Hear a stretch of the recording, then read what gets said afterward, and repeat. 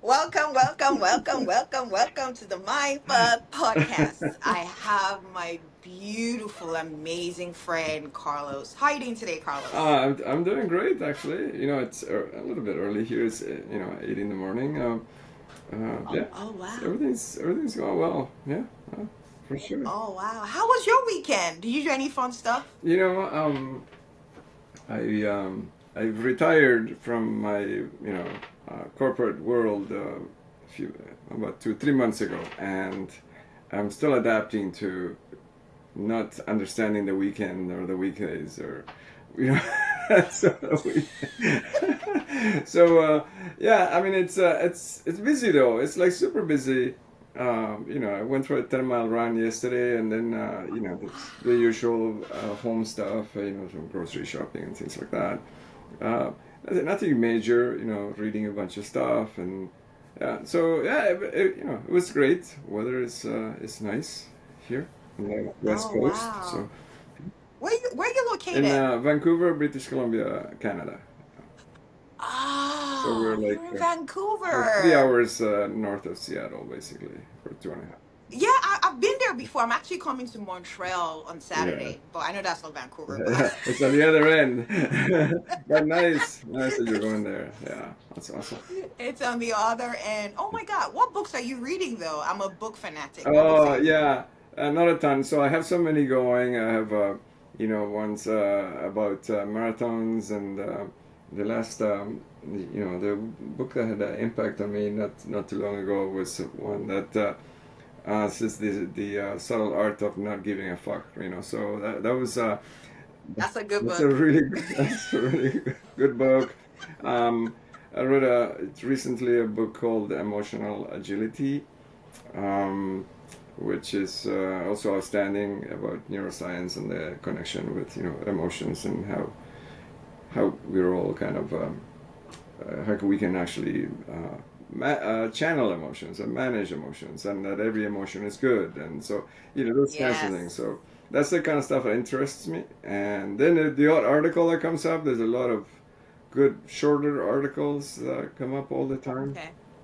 Yeah, and then people keep getting me books on leadership. So I have some leadership books going as well. So everything's moving a little bit slowly, but there's a lot of possibility. Yes, I love that word. There's a lot of Yeah, possibility. That leads me to like my next question. I think I kind of dabbled at it initially. What does Carlos like to do for fun? yeah. um, I like to I just I haven't had a lot of time, but I like to play music. Yeah, yeah, You do? yeah. I play. What kind? It's a kind of a, you can say, a little funky, a little jazzy, bluesy kind of. Yeah, yeah. So Oh I play wow. guitar, bass, a little bit of keyboards, some drums, some saxophone. Yeah. Oh my, you're so talented. I want to hear it sometime. Do you have it online? I want to hear it. Yeah, I haven't posted much on online for a number of years, but there's a couple of songs out there that I can probably share. Yeah, Oh, yeah, please. I will love to hear your stuff after this. Oh my God, that yeah, is so. I didn't know you played yeah. music and all that cool stuff. I'm one of those people that if Wow. I grab an instrument and I can get music out of it. Like even if I've never played it before, there will be some music coming out, right? Like not, it will not be like atrocious. Um, Whereas the hardest thing that I've actually tried was the trombone. I found that pretty hard. Like that would require a lot of time to try to get a proper sound. But one of the latest instruments I picked up was saxophone, so tenor sax, and I basically rented one to see if I could get interested. And yeah, and I got some interesting sounds. Very much in the first day. I think I rented it for a month or something, and then I really liked it. So then I went and bought one. So that's work in progress. I'm getting a little bit better. So there's Yay! Oh my God, that is so. You know what? I've always wanted to know how to play music, Mm, but I knew that's not my talent. But when I see people who are talented like you, I'm like, oh my yeah, God, because music is so yeah. powerful, right? It's really Well, powerful and healing. absolutely. You know, the take on music, I think that you probably just have not found your instrument, right? Mm. So, I yeah, like, you know what?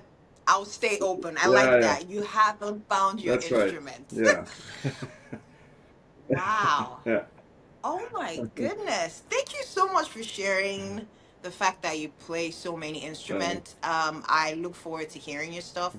Also, I wanted to ask you, Carlos, this leads me to my second okay. question. What story in your life has compassion and kindness? How has that impacted your life? What story, what wisdom Wow, do you have to share to us? that is very interesting question.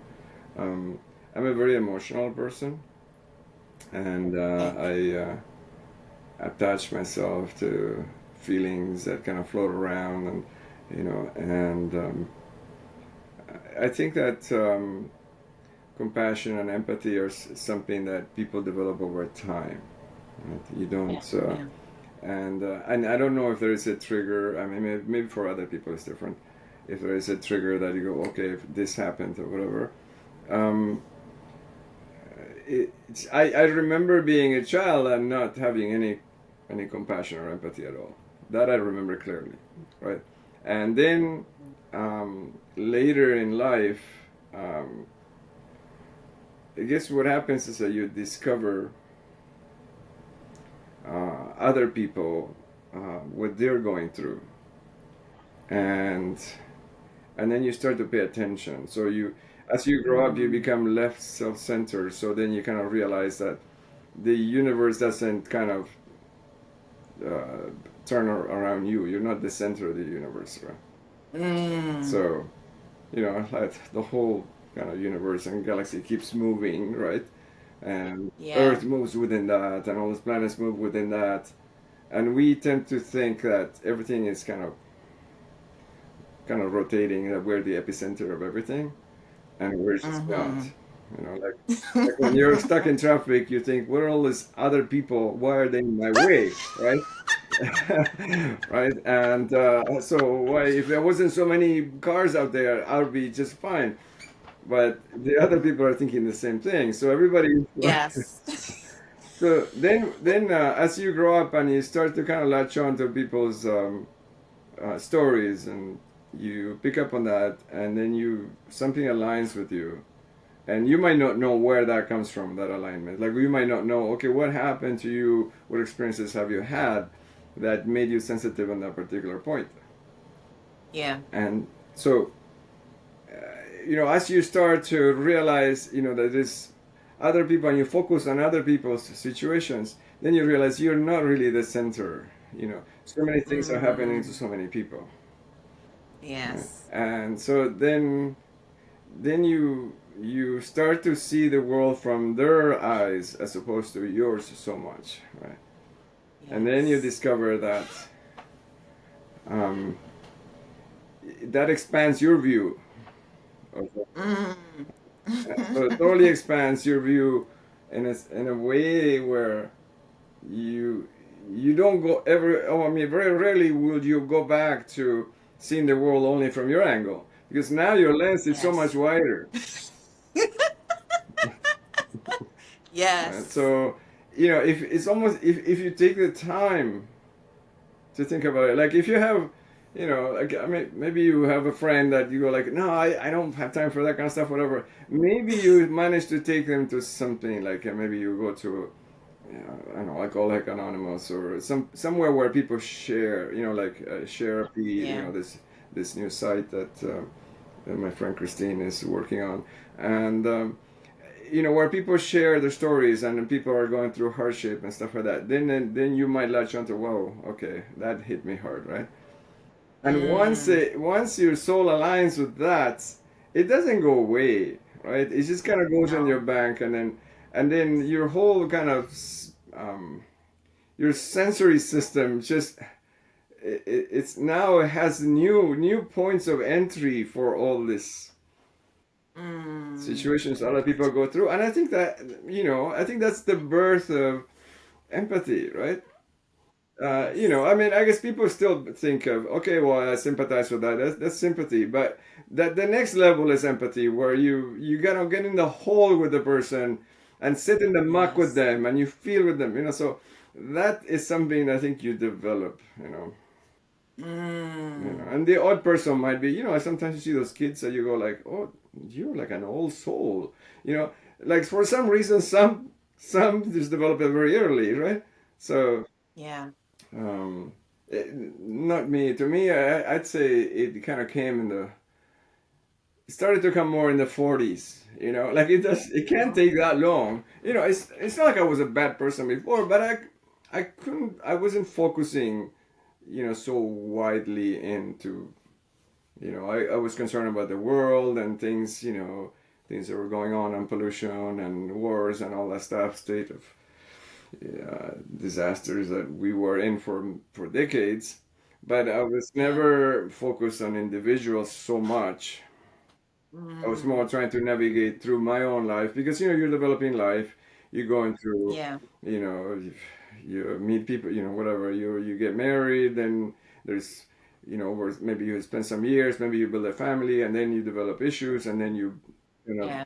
then there's divorce and all those things. Though all those things affect you, and now it goes in your bank of sensitivities and possibilities, and so and I think if you're lucky, then you go through all that um, and you either develop a way of coping, Mm. um, a way of seeing things where you find the exits or you find the strategies to cope and stay sane and all that, or Hmm. you go into a hole and you can't get out of it, right?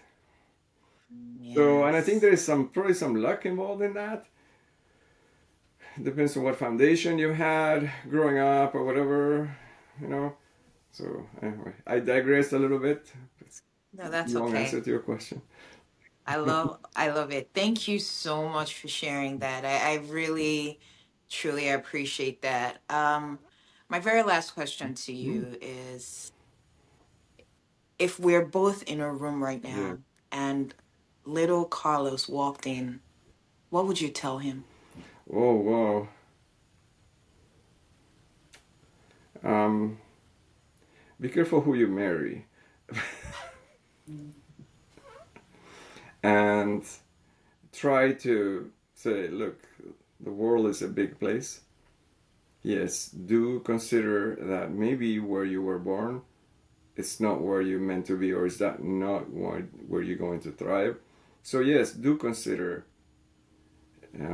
finding a new place or finding a new route, or because yeah, don't think that where you are it's really the best.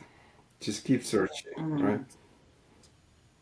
Because I think I was lucky to have found that I didn't quite fit in the world where I grew up, and I looked for new possibilities, and I think that was one of the best things that has happened. So, and the same goes with people. People you encounter, like relationships you build. I mean, I was trying to be a little bit funny about, don't marry this person or that person, but reality is like even if you take what you think was the wrong step, you learn from it, and it's hard to Yes. argue that that was really wrong. When people say, "Oh, I made the wrong choice," it's hard to argue that it was the wrong choice because you don't know if that's what caused you to become Mm. empathetic or what caused you to kind of grow emotionally, Yes. right? So it's hard to kind of bash, your past and go back, right?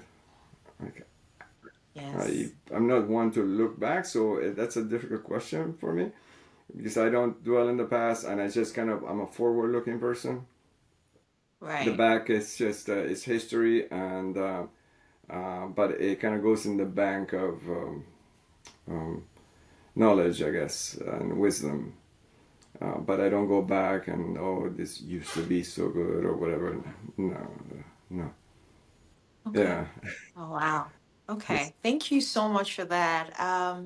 Do you have any quotes, any sayings that has stuck with you over the years that you like to share with someone else Ooh, that's impacted your life? wow.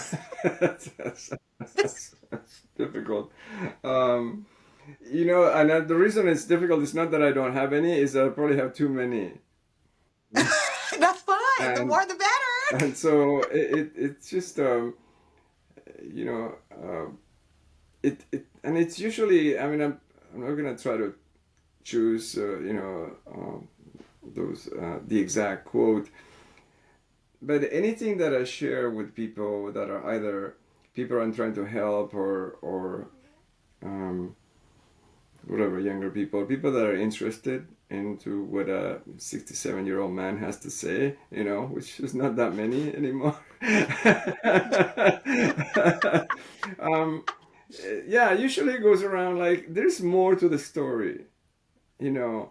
Um, there really is more to the story, always. You think you know the story, you think you know what's happening. Never stop collecting data, right? Like it's just stay open and curious, right? Approach everything with curiosity, right? And patience. Lots of Mm. patience. I mean, that is my virtue, patience and curiosity, right? That, to me, if you say, "What's your success story?" I say, "Well, I was lucky to be curious and patient, right?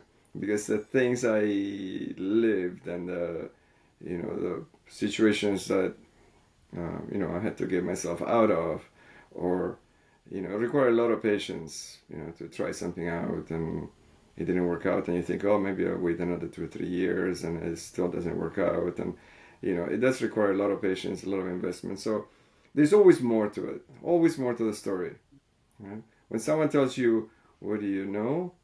you know, and I think it was Oprah that used to ask the question, "What do you know for sure?" Mm. And so this, not that much. What you know for sure is what you know today, right? Because tomorrow you might have additional information. So Yes. so those are things that you know I could kind of write a chapter around that, right? It's Wow. around. There's more to it. It's just when you think you have all the information, you really don't. Or what it kind of hits me when people say, "Oh, it is like this." Okay. Oh, it is like that. Hold on. That is a big statement. When you say it is, I mean, there are very few things that you can say that are so certain, right? Like Yeah. you can say, okay, it's black or it's white. Okay, it's but it has to be absolutely black or absolutely white. I mean, even that is kind of always a gray area, right? A little bit of gray there. And is if I take a can of white paint and I put a drop of black, it might still look white, but it's not white anymore. It's not the same white it used to be, right? And is it dead or is it alive? Okay, that's quite certain, right? We have a definition for that. So then you can say, yeah, it is dead. All right, okay. We agreed that no heartbeat means you're dead. Okay, all right. Whatever the agreement is, right? Or no Yeah. energy emanating, or whatever it is. So yeah, I always think that when you think you're certain, yeah, just be careful, right? Like always so that keeps you open to possibilities, right? Yes. And Yes. one of the Yes. possibilities is that you're wrong. And, and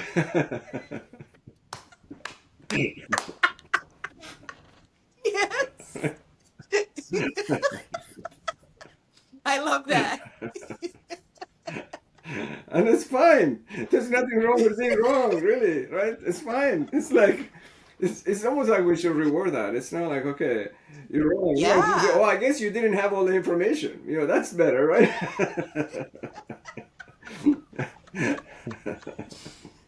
Wow. And I can take it a You step know further what? and go like, oh, I guess you weren't curious enough to get the information, right? So, so you can keep digging and digging. The more you peel the onion, you realize that the Mm. actual person that thought were right, they played a big role in their ignorance of the situation, right? Yeah. So Wow. Thank you so much for that wisdom. I really truly appreciate you. Thank you so much, Carlos. Like, I started off my morning laughing my ass off. I really truly appreciate this laughter exchange. It made my day. Thank you. Thank you. Thank you. It was such a blessing having you on here. Thank you. Thank you. Thank you. And for every beautiful person listening to this, when it gets confusing, always come back to fun, compassion, and kindness. Mhm. Thank you.